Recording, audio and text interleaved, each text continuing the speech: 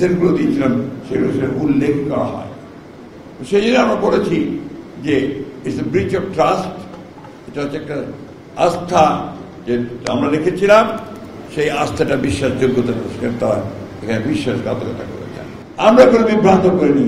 বিভ্রান্ত ব্রিটিশ রাজনীতি আসে এই ঐক্যমত্য কমিশনে যারা দায়িত্বে আছেন তাদের কাছ থেকে এসেছে। গণভোট নির্বাচনের আগে করার কোনো সুযোগ এখন আর নাই।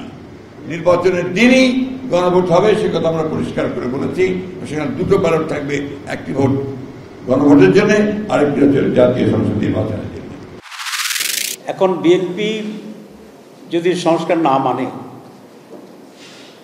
সংস্কার না চায়, এখন এই কথাটি বলা আমি মনে করি তাদের দায়িত্বহীনতার পরিচয়। নতুন করে দেশে একটি রাজনৈতিক সংকট তৈরি করার অপপ্রয়াস, এবং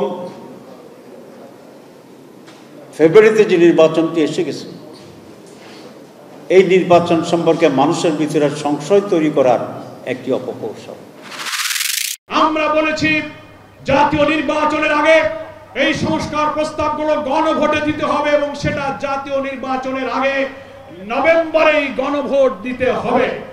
আমরা ফেব্রুয়ারিতে নির্বাচন চাই, প্রোভাইডেড জুলাই সদন বাস্তবায়ন আদেশ জারি করুন, নভেম্বরে গণভোট দিন, এবং আগামী সংসদে এটা আইনি ভিত্তি যখন পেয়ে যাবে, সব সংস্কার তখন কাজে লাগবে, তখনই আমাদের নতুন বাংলাদেশের স্বপ্ন পূরণ হবে।